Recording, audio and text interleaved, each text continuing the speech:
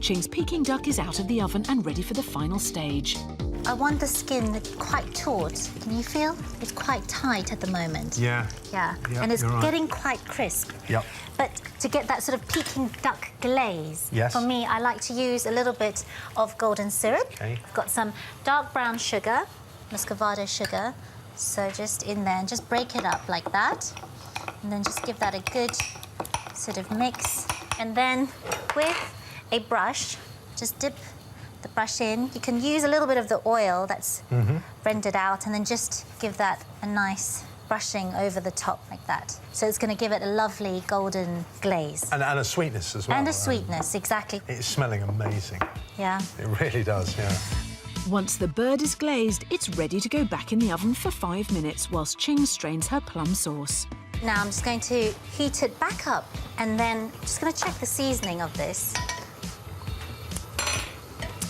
It's plummy. You happy? It's spicy, it's good. Ching then thickens the sauce with a mix of corn flour and water and puts her pancakes onto steam. Now this is just shop-bought wheat flour pancakes, Right. and you keep them in the freezer, basically, and then whenever you need them, you just take them out and then just steam Yeah. them. Ching then takes her duck out to rest. Wow. That looks Okay. as good as it smells now. Once I let that rest, it's going to do its magic. Back to Paul's chicken, which is now cooked. After being removed from the stock and drained, it needs to be chilled in the fridge overnight. So Paul has some pre-chilled chicken, which is ready for the next stage. So I'm going to make a dusting of flour, a seasoned flour, OK? Now, as we all know, there is a secret recipe lurking somewhere in the universe for this flour.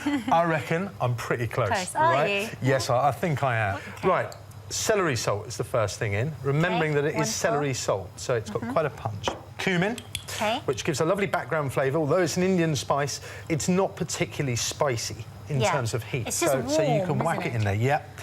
Cayenne pepper. Aromatic. Now, cayenne pepper is spicy, so you're going to get your kick from the cayenne pepper. Oh, I'm worried now. I guess this looks looking good, do you know what? This... If our judges are the guys that turn out the pub at 11 o'clock on a Saturday night and think, I really need to eat, this might well be the sort of thing they're looking for. Paul finishes his seasoned flour with English mustard powder and a touch of salt before giving it a good mix. Now, we're going to need some milk, which is going to be the glue that holds the flour on. Okay. So we pour that in there. He then dusts the chicken in the seasoned flour before coating in milk and dusting in the flour again to get a good coating. It then goes into the fryer for around 5 minutes or until golden and crisp. Fantastic. You don't have to worry about undercooked chicken because You don't, it's all cooked already. although it's worth saying, you do need to bring it up to a safe temperature. The core temperature of that must be 70 degrees or more. So that's worth pointing out. Paul's making coleslaw to go with his chicken. He adds sliced cabbage, onions, carrots and gherkin to a bowl before combining with mayonnaise and seasoning with black pepper. And they're both ready to serve. What about those then, hey? Yeah. For really, beautiful, really easy beautiful. peasy potato wedges. That is definitely the way forward. Good amount of fat. Go on. There you go. Oh, yeah. Nice bit of fat. Yeah. Oh, Is it good? that's really good. So I've got here hoisin sauce, that's Right. just shop bought, and then my plum sauce, and that's it. There you Spring go. onions. Gosh, do you know what? I think I've come up with something here, Ching. Yeah? I think I might have to go home and write a business plan. How you doing? Okay, I'm good. Right, let's go. Okay, Let's go.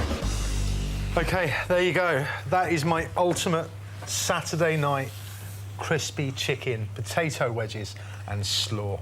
Beat that. That looks good. And that is my perfect ultimate Saturday night in Peking-style duck with pancakes and homemade plum sauce. Lovely. Time for Paul and Ching to find out which ultimate Saturday night in dish is perfect. Go on. Fried chicken, potato wedges and coleslaw, 2. Peking duck and pancake, 1. No! Do you know what? I feel a bit bad. I thought it was fantastic, your Peking duck. The judges loved the generosity of Ching's duck and thought it was an impressive dish, but for them, Paul's crispy fried chicken just had the edge and was exactly what they would want to eat on a Saturday night in.